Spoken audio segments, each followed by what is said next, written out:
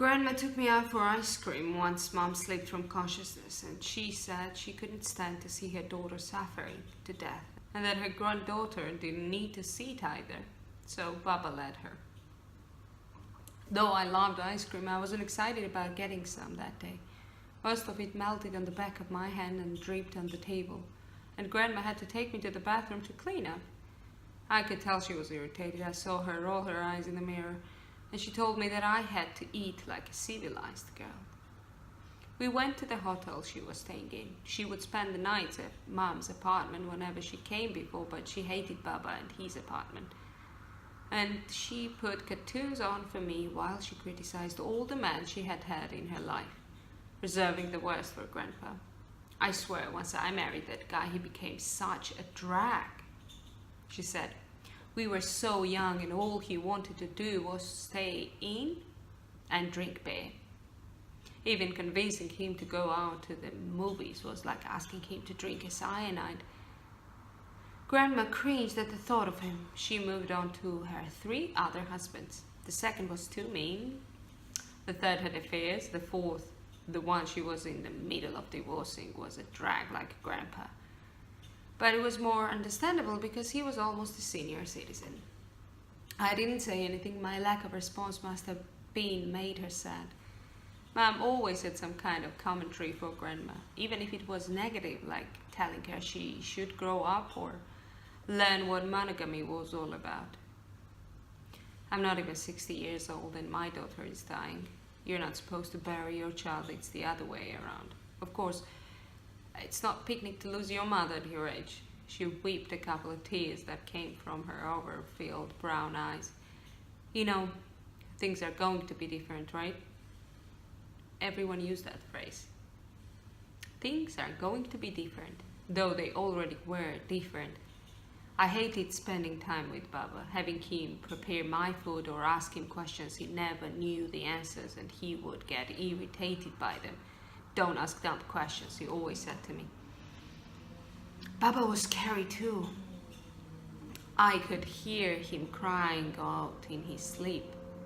When Mom was there, she told that it was just because Baba had been through some terrible things since he was even younger than me, and he remembered them in his dreams. But I was sure that he was possessed. It was worse without having Mom there to tell me go back to sleep. I had to leave without my mother. At school, everyone had a mother that I knew of. A few lived with their grandmothers or someone else, but they at least visited their mothers sometimes. And their grandmothers liked them a lot more than Grandma liked me. They didn't talk about men all the time, and they didn't tell their daughters that if they lost weight, they could find a decent man. But I had a feeling that Grandma was feeling sorrier for herself. She was losing her daughter, the one she could turn to between men. She also started to put on a little bit of weight, especially in the middle. She probably would never be able to find another husband, at least not a decent one.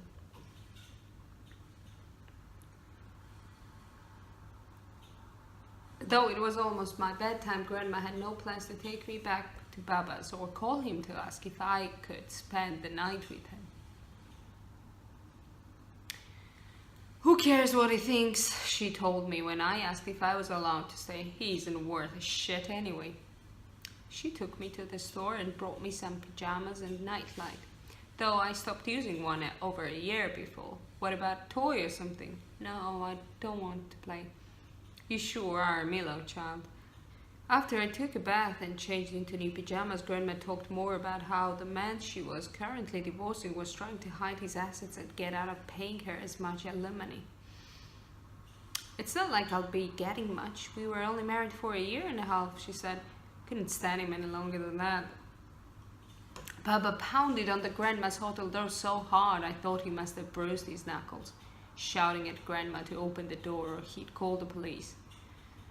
Grandma didn't hold out for long, but she wouldn't let me go without letting Baba know that she thought he was a worthless Arab. You don't deserve a say in the matter, Grandma said. You haven't been here for most of her life, and all you'll do is lock her in a house until she gets married. Baba told her at least I wouldn't learn to be a whore like she was, and charged past her and pulled me by the hand. My daughter comes home with me, he yelled, as he brushed her aside to leave.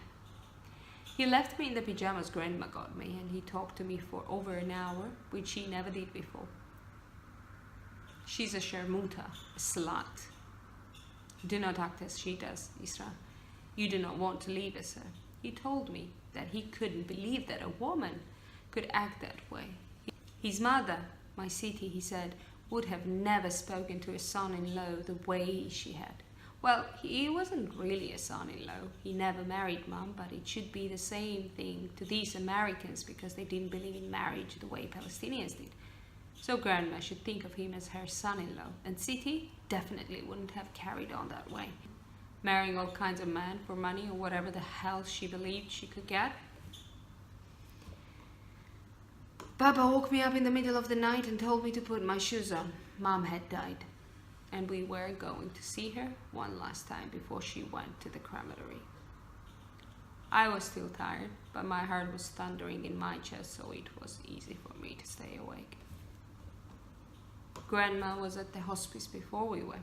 Her face red and streaked with tears. Mom laid on the bed, no oxygen tube connected to her, pale and gaunt, her hair darker brown than what it was before, her lips still red.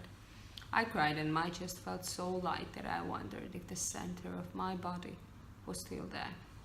For over a week now, Mom had been unconscious, and the only way I could tell she was still alive was that she sometimes made a soft grunt when she was in pain. Then a nurse came in, gave her some more drugs to keep her quiet and comfortable.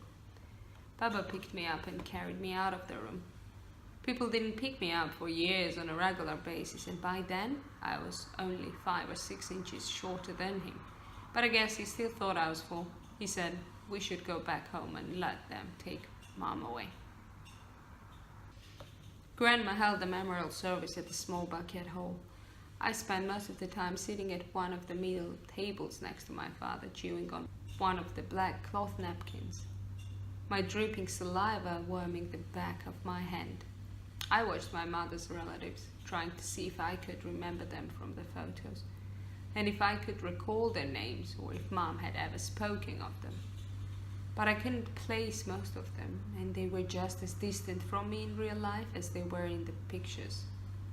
They seemed uncomfortable around me, and my father gave us short, awkward condolences. They spoke amongst themselves, telling their stories about Mom, what she was like as a child and a teenager. That day, they all had had a close relationship with her when she was alive. I slipped out and sat under a tree in the picnic area, crushing some of the dried leaves, mildly enjoying the slight pricks in my palm. Grandma found me out there and kneeled down as far as she could to speak to me. She was reconciling with her husband. I might as well, she said, tearing up. She always wiped her tears daintily. Who else will have me my age?